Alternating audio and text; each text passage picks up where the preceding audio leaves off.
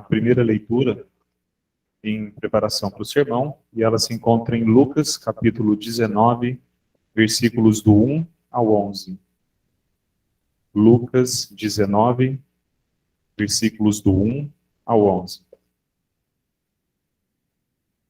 E tendo Jesus entrado em Jericó, ia passando, e eis que havia ali um homem chamado Zaqueu. E era este um chefe dos publicanos, e era rico. E procurava para ver quem era Jesus. E não podia, por causa da multidão, pois era de pequena estatura. E correndo adiante, subiu a um sicômoro para ver, porque havia de passar por ali. E quando Jesus chegou àquele lugar, olhando para cima, viu-o e disse-lhe: Zaqueu, desce depressa, porque hoje me convém pausar em tua casa. E apressando-se, desceu e recebeu-o alegremente. E vendo todos isto, murmuravam, dizendo que entrara para ser hóspede de um homem pecador. E levantando-se Zaqueu, disse ao Senhor: Senhor, eis que eu dou aos pobres metade dos meus bens, e se em alguma coisa tenho defraudado alguém, o restituo quadruplicado. E disse-lhe Jesus: Hoje veio a salvação a esta casa, pois também este é filho de Abraão, porque o Filho do Homem veio buscar e salvar o que havia perdido. E ouvindo ele estas coisas, ele prosseguiu e contou uma parábola, porquanto estava perto de Jerusalém, e cuidavam que logo se havia de manifestar o reino de Deus. Em nome de Jesus, amém. Segunda leitura se encontra no Evangelho de João, capítulo 11, dos versículos 1 ao 46. Estava enfermo Lázaro, de Betânia, da aldeia de Maria e Marta, sua irmã. Esta Maria, cujo irmão Lázaro estava enfermo, era a mesma que ungiu com bálsamo o Senhor e lhe enxugou os pés com os seus cabelos. Mandaram, pois, as irmãs de Lázaro dizer a Jesus: Senhor, está enfermo aquele a quem amas. Ao receber a notícia, disse Jesus: esta enfermidade não é para a morte, e sim para a glória de Deus, a fim de que o Filho de Deus seja por ela glorificado. Ora, amava Jesus a Maria e a sua irmã e a Lázaro. Quando, pois, soube que Lázaro estava doente, ainda se demorou 2 dias no lugar onde estava. Depois disse aos seus discípulos: Vamos outra vez para a Judéia. Disseram-lhe os discípulos: Mestre, ainda agora os judeus procuravam apedrejar-te e voltas para lá? Respondeu Jesus: Não são 12 as horas do dia? Se alguém andar de dia, não tropeça, porque vê a luz deste mundo. Mas se andar de noite, tropeça, porque nele não há luz. Isso dizia e depois lhes acrescentou: Nosso amigo Lázaro adormeceu, mas vou para despertá-lo. Disseram-lhe, pois, os discípulos: Senhor, se dorme, estará salvo. Jesus, porém, falara com respeito à morte de Lázaro, mas eles supunham que tivesse falado do repouso do sono. Então Jesus lhes disse claramente: Lázaro morreu. E por vossa causa me alegro de que lá não estivesse, para que possais crer. Mas vamos ter com ele. Então Tomé, chamado Dídimo, disse aos discípulos: Vamos também nós para morrermos com ele. Chegando Jesus, encontrou Lázaro já sepultado havia 4 dias. Ora, Betânia estava a cerca de 15 estádios perto de Jerusalém. Muitos dentre os judeus tinham vindo ter com Maria e Marta para as consolar a respeito de seu irmão. Marta, quando soube que vinha Jesus, saiu ao seu encontro. Maria, porém, ficou sentada em casa. Disse, pois, Marta a Jesus: Senhor, se estiveres aqui, não teria morrido meu irmão. Mas também sei que mesmo agora, tudo quanto pedires a Deus, Deus o concederá. Declarou-lhe Jesus: teu irmão há de ressurgir. Eu sei, replicou Marta, que há de ressurgir na ressurreição, no último dia. Disse-lhe Jesus: eu sou a ressurreição e a vida. Quem crê em mim, ainda que morra, viverá. E todo o que vive e crê em mim, não morrerá eternamente. Crês isto? Sim, Senhor, respondeu ela. Eu tenho crido que tu és o Cristo, o Filho de Deus, que devia vir ao mundo. Tendo dito isto, retirou-se e chamou Maria, sua irmã, e lhe disse, em particular, o mestre chegou e te chama. Ela, ouvindo isto, levantou-se depressa e foi ter com ele, pois Jesus ainda não tinha entrado na aldeia, mas permanecia onde Marta se avistara com ele. Os judeus que estavam com Maria em casa e a consolavam, vendo-a levantar-se depressa e sair, seguiram-na, supondo que ela ia ao túmulo para chorar.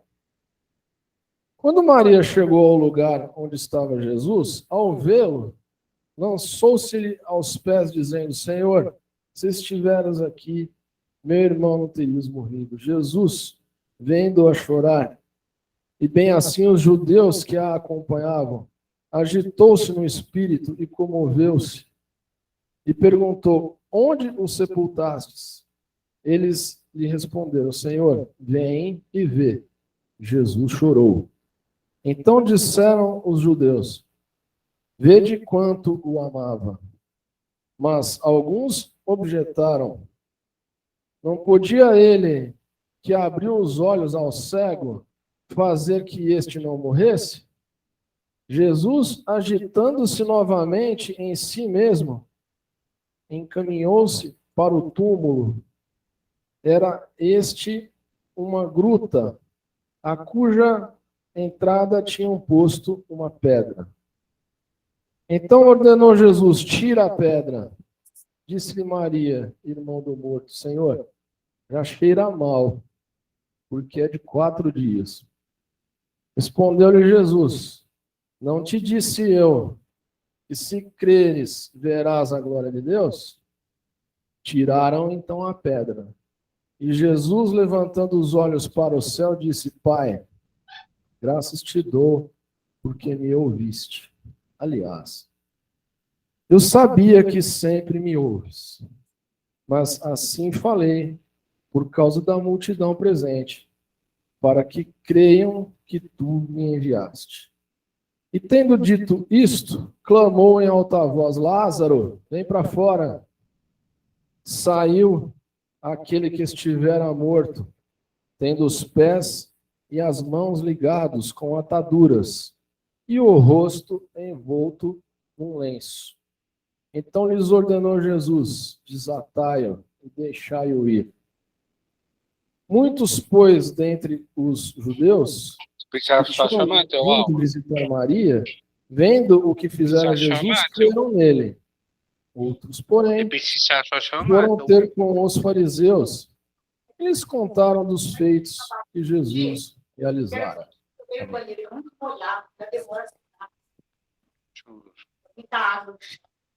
Você pega um pano seco lá do quartinho, seco, Paz e graça a todos os irmãos.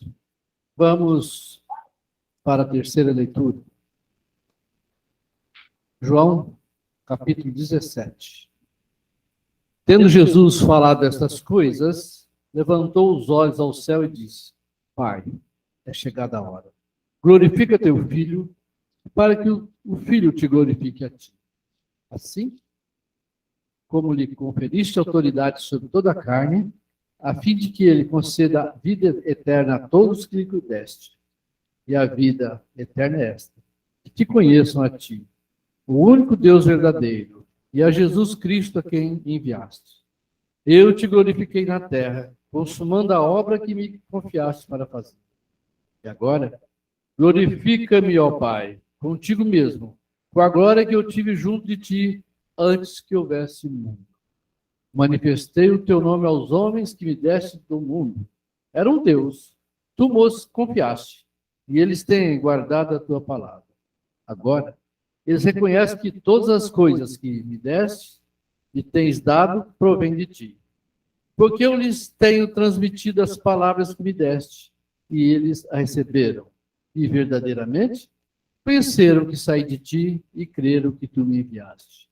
É por eles que eu rogo. Não rogo pelo mundo, mas por aqueles que me deste, porque são teus. Ora, todas as minhas coisas são tuas, e as tuas coisas são minhas, e neles eu sou glorificado. Já não estou no mundo, mas eles continuam no mundo, ao passo que eu vou para junto de ti. Pai Santo, guarda-os em teu nome que me deste, para que eles sejam um, assim como nós. Quando eu estava com eles, guardava-os no teu nome que me deste, e protegia-os. E nenhum deles se perdeu, exceto o filho da perdição, para que se cumprisse a Escritura. Mas agora vou para junto de ti. Isto falo no mundo para que eles tenham o meu gozo completo em si mesmos. Eu lhes tenho dado a tua palavra.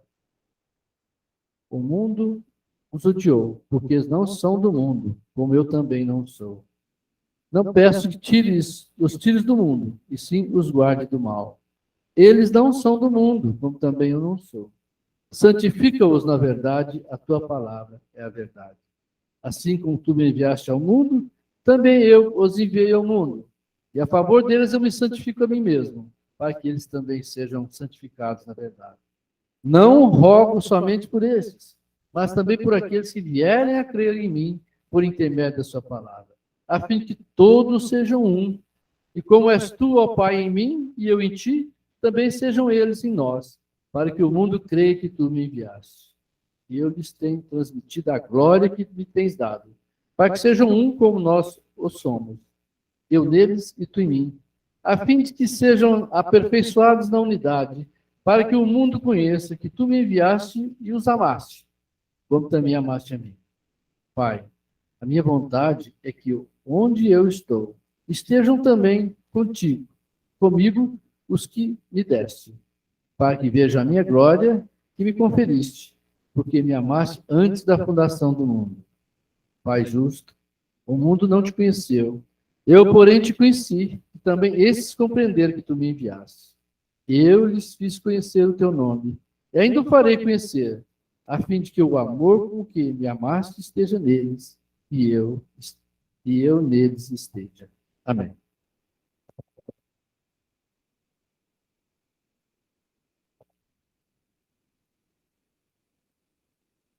Que a paz, o amor de Deus continua com todos nós, em nome de Jesus. Amém. Nós vimos na primeira leitura que nós, os seres humanos, de uma maneira geral, conhecemos o exterior de cada pessoa. Nós vemos as pessoas, nós falamos daquilo que está exteriormente. Mas Jesus conhece o interior e sabe o que está em nossos corações. Ele conhece nossos pensamentos. Porque Jesus veio buscar e salvar o perdido. Nessa caminhada de Jesus aqui na terra, quando ele andava com seus discípulos, ele poderia muito bem ter chamado um que estava ali do ladinho dele, andando com ele, passeando com ele, pregando a palavra com ele. Mas quem ele foi escolher para passar a noite? Olha para cima, um homem que nem era daquela turminha de Deus, um homem que era mal visto na sociedade. E Jesus disse: Zaqueu, desce dessa árvore. Ele nem podia ver Jesus, subiu lá numa árvore para poder ver. E Jesus conhecia o interior, o íntimo de Zaqueu. Zaqueu, naquela maior alegria, desceu correndo e foi receber Jesus. E isto está na primeira leitura. E Jesus disse: hoje convém ficar na sua casa. E Jesus disse para cada um de nós hoje: hoje convém ficar na sua casa. Cada um se sinta o desejo de receber Jesus no seu lar, na sua casa. Nós vimos mais duas leituras longas, que todo mundo já sabe de cor e salteado. A vida de Lázaro.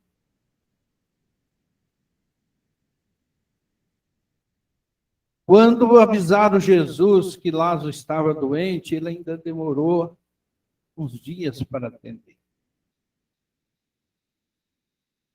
4 dias depois, ele chega, aquele alvoroço, só choro, tristeza. E Maria, Jesus, se estiver aqui, meu irmão não teria morrido. Meu irmão, os nossos lutos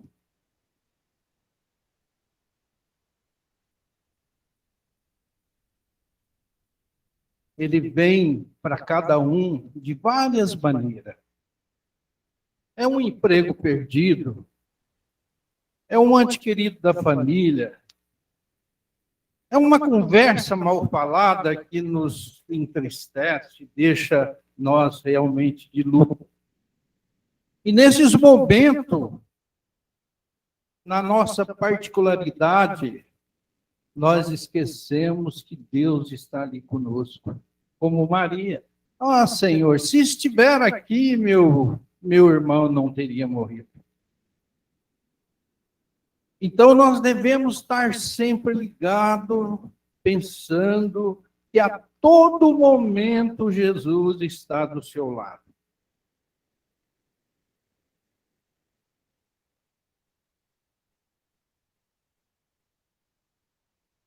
É inevitável que nós, nesse mundo, não passaste por aflição. É inevitável. Todo ser humano em cima da terra vai ter um momento de luto, vai ter um momento de aflição, até por uma enfermidade que você não está esperando, é um momento que você vai ficar de luto. Eu costumo, sempre, a hora que acordo, a dona Sueli levanta e eu digo: ó, não sai sem me dar um abraço. Isso é todos os dias. Isso depois passa a fazer falta. Faz falta. Se... O que custa esse abraço logo de manhã? Agora inverteu. Se eu vou saindo, cadê meu abraço? Então, é um costume. Você vai se acostumando para que você passe um dia feliz, alegre, porque é da vontade de Deus.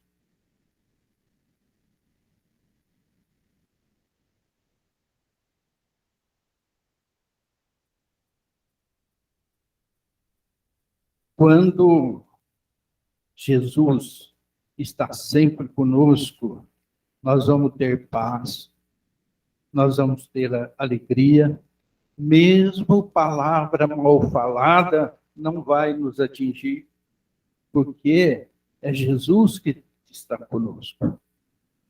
Nós precisamos ter esse discernimento, este conhecimento. Toda palavra que nos irrita, nos deixa nervoso, você está recebendo, não é de Jesus. Então você, essa palavra não vai entrar na minha mente, porque não é de Jesus.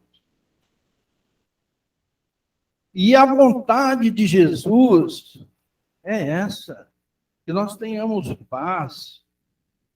Nós vimos na terceira leitura a intercessão de Jesus por nós. Olha, ele orava para aquele povo que estava com Jesus, andando, e Jesus orando por eles. Depois, logo no fim da oração, ele disse, olha, Senhor, meu Deus, eu não rogo só por esses aqui, não, mas aqueles que ainda vão crer em mim. Olha bem a distância que estamos dessa época de Jesus. E nós aqui lembrando do que Jesus orou por cada um de nós.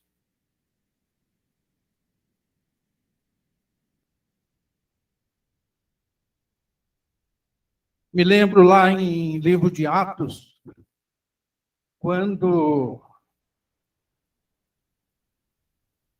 Pedro fala daquela palavra, essa palavra é para vocês hoje, para vossos filhos, isto é, para quantos ainda estão longe, para quantos o Senhor nosso Deus chamar.